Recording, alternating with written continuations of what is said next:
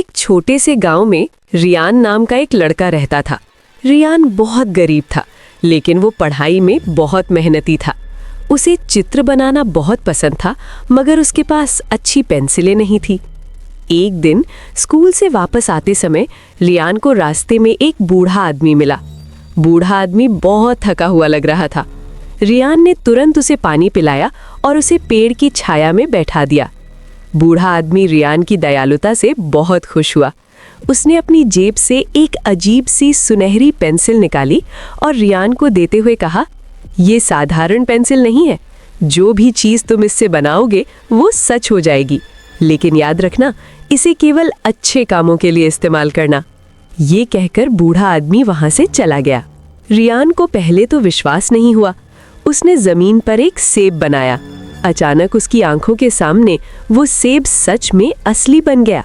रियान बहुत हैरान रह गया। अब रियान ने सोचा कि वो इस जादुई पेंसिल से लोगों की मदद करेगा।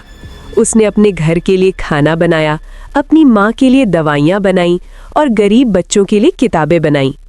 गांव के लोग रियान से बहुत खुश थे।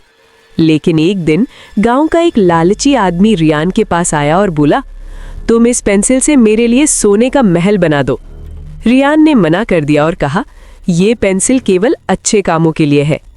लालची आदमी को बहुत गुस्सा आया। उसने चुपके से रियान की पेंसिल चुरा ली। उसने तुरंत जमीन पर बहुत सारा सोना बनाना शुरू कर दिया।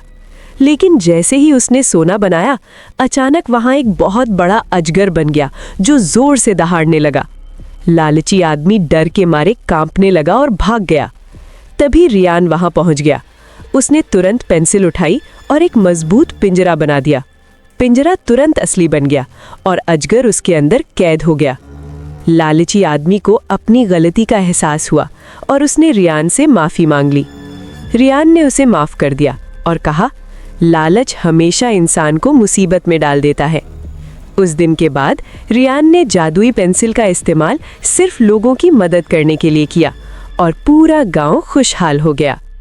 सीख: हमें अपनी ताकत या जादू का इस्तेमाल हमेशा अच्छे कामों के लिए करना चाहिए।